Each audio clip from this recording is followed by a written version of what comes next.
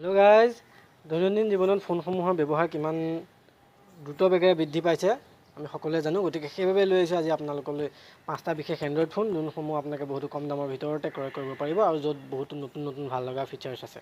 গতিকে আহকচোন ভিডিঅ'টো আমি সম্পূৰ্ণ চাওঁ আৰু লগতে ভিডিঅ'টো শ্বেয়াৰ কৰিব, ছাবস্ক্ৰাইব কৰিব আৰু ঘণ্টা টিপি দিব।